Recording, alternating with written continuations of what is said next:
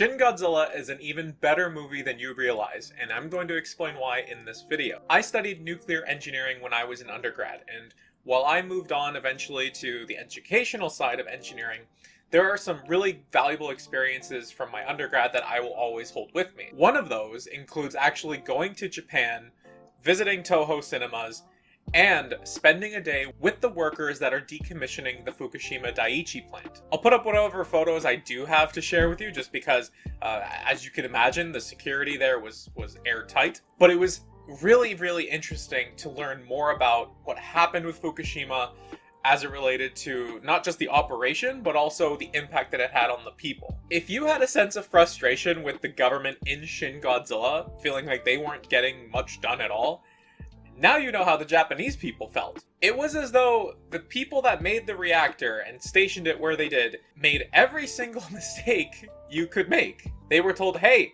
you're kind of building a reactor on a site that is known for earthquakes. You should probably think about that. And the company was like, nah, don't worry about it. Then they were told, hey, because of the earthquakes, there are also a lot of tsunamis that come into that area. So you should probably think about that and maybe build up a little bit higher. Nah, don't worry about it. And then when they built the reactor, they put their backup power supplies to keep the reactors on underground, which meant that when the tsunami came, guess where the first place that water went was? So the satirical nature of Shin Godzilla, criticizing the government for its indecisiveness or really poor planning skills, really shines through once you get a better sense of what actually happened leading up to Fukushima. But even deeper than that, I really believe that the way Shin Godzilla is portrayed in the movie is done with a key attention to how nuclear physics actually work. So buckle up, kids, it's learning time. Before I get into the movie, I need to nail down a couple of basic concepts within nuclear physics. And I'll start off with the basis operation for nuclear plants, which starts with nuclear fission. Some radioactive elements release neutrons in the form of radioactive decay.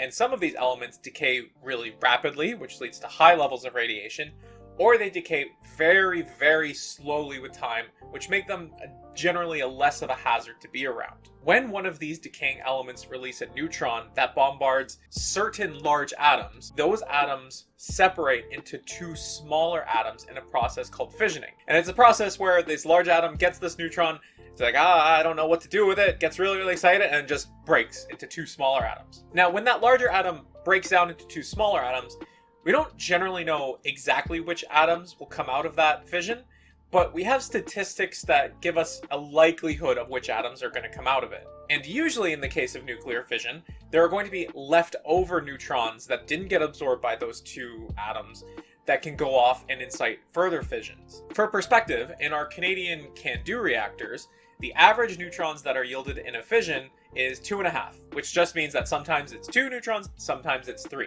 And already you can get a sense of how quickly these neutrons can emit in greater and greater populations. If you have 2 or 3 neutrons that go off and incite another 2 or 3 neutrons, we're talking about 3 neutrons causing 9, causing 27, causing 81, and so on and so forth. In the presence of many large atoms, enough fissions are produced to create a chain reaction that, if left unchecked, can result in an explosion. The goal of nuclear plants is to control the number of fissions such that enough energy is released to boil water and use the steam to push turbines that generate electricity. In order to do this, reactors try to achieve a state called criticality, which just means that the number of neutrons used to create fissions is equal to the number of neutrons that are available to cause further fissions. But if one neutron can create 2 or 3 more neutrons, how do you achieve criticality? Reactors use a set of mechanisms called absorber rods, which are mechanical rods that can be put into the reactor and are filled with a material that is good at absorbing these excess neutrons. Usually these rods are filled with water because water really likes to eat up available neutrons and it's relatively inexpensive. But in some reactor types, you might see a more useful material such as boron or cadmium. And if you remember Godzilla vs. Destoroyah, they were using cadmium missiles to try and freeze Godzilla.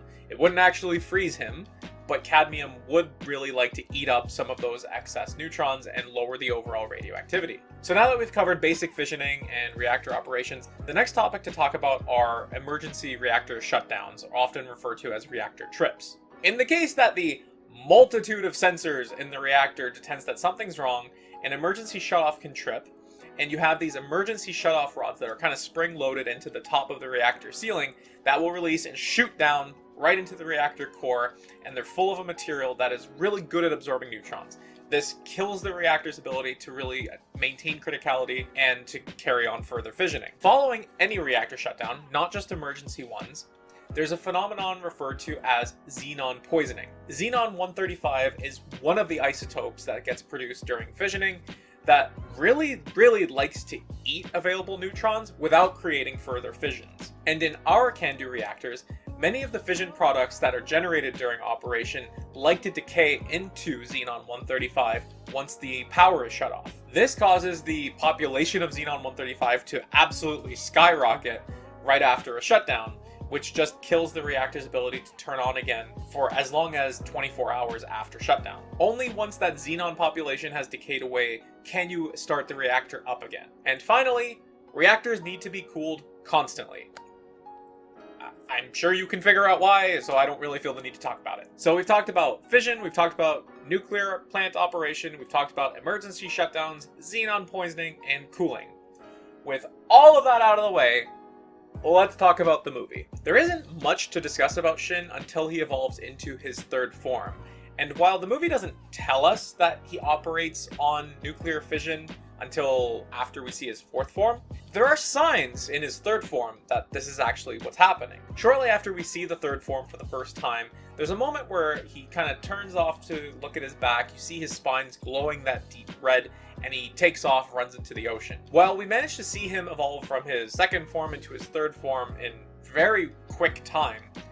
It's likely that his internal mechanisms kind of keeping his fissioning in check didn't really grow at the same pace. It's very likely that his body was fissioning more than it needed to sustain his kind of living operations, and so he needed to find a way to cool off really quickly and to have time to build those internal mechanisms. We don't know what those mechanisms are, but they're probably similar to the idea of those absorber rods, those rods full of water in the reactor that eat up excesses of neutrons. And I believe he does this successfully, because when we see his fourth form for the first time, and he's traversing Kamakura, he's able to maintain himself. We don't see that same glowing red spine overheating issue, as we eventually learn that his blood acts as a coolant that vents heat off via the spines. Fast forward to the atomic ray scene, where we see a excessive emission of radiation, and while he initially uses it to fend off the American Air Force as a defense mechanism, he goes on to just keep beaming things in the absence of a threat. This behavior is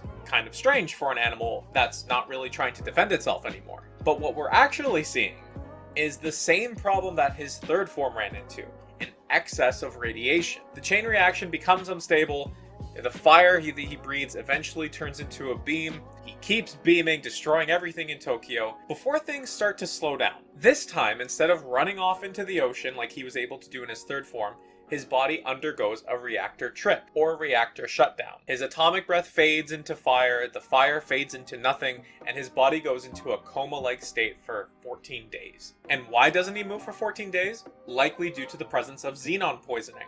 His body was critical, it was doing fine, he went super critical in order to fend off the Americans.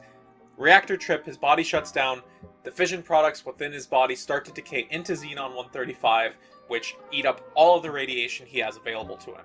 I'm not sure how long he actually needed to rest, but we do start to see his body glowing long before he actually starts moving again, which leads me to believe that the reactor of his body started up prior to the Operation Yashiori. And while biology is far from my area of expertise, it's a common known thing that reptiles will sometimes sort of stay dormant and try to reserve their energy for big bursts of action and movement. And this poses actually a really interesting question of whether or not he's acting as a nuclear battery to store the energy for when he needs it. In the nuclear field, nuclear batteries are a pretty popular idea, a pretty novel concept, but our science is not really there to the point where we actually can make them. And in the case of where I live in Ontario, we actually create so much nuclear energy that we have to sell it down to the United States at a loss just because we have nowhere else to put it. Shin might in fact be able to act as a nuclear battery, and that would explain why he's able to wake up and almost immediately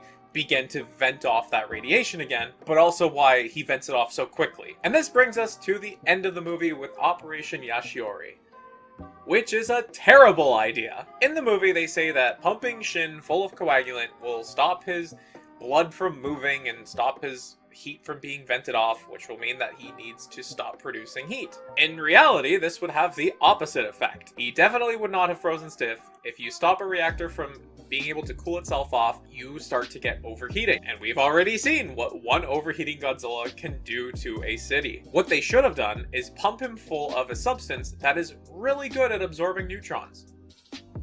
Do you remember which one I was talking about? That's right, water would have been a perfectly viable substance to pump full of Shin, stop all of that nuclear fissioning from happening, and just have him go. A lot more viable than all of the resources that they poured into making that coagulant. But I do have to say that pumping him full of water and just letting him die because he can't metabolize anything, it's far less of a climactic ending than pumping him full of the coagulant, freezing him solid, and keeping him as a potential viable threat in another project. Or at least one of many viable threats. So that's the science of Shin Godzilla. The giant monster in the movie makes my heart happy, and the science makes my brain happy. If any of you folks have questions, I'd be happy to take a stab at the comments, keeping in mind that it's been a long time since I've really been deep into this stuff, and I'm curious to know what you thought of Shin Godzilla. So if question, comment, let me know down below. Thank you so much for watching, and I'll talk to you again soon.